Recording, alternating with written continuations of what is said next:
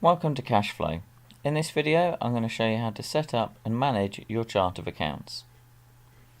Firstly, scroll to the settings menu on the left hand side of the screen. Once we're in the settings menu, if we scroll down to lists, you will see your chart of accounts.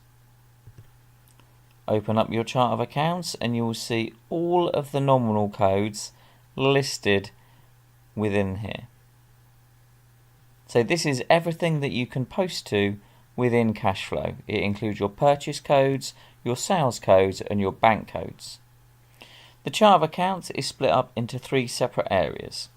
So we have our bank transaction types, which means we can post to this nominal code within our banking area.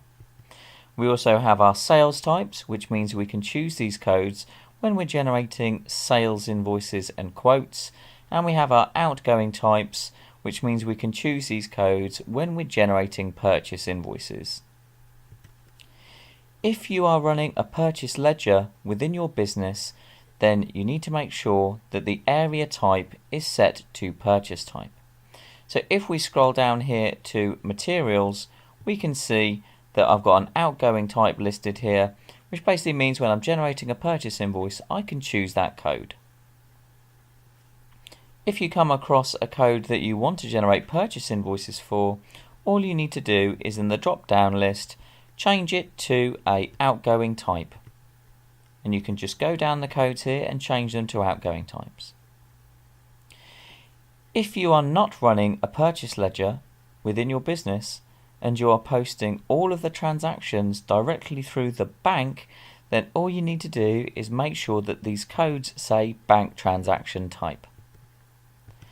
Once they say bank, it means I can post any transaction within the software, within the bank area, directly against that code.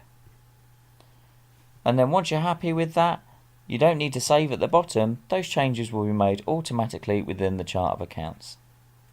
To add a new nominal code, at the bottom of the screen, all you need to do is type in a 4-digit code, put in name of the code, choose whether it is a turnover, cost of sale, expenditure, a fixed asset, current asset liability, or capital and reserves. And then whether it's going to be a sales code, a bank code, or an outgoing type.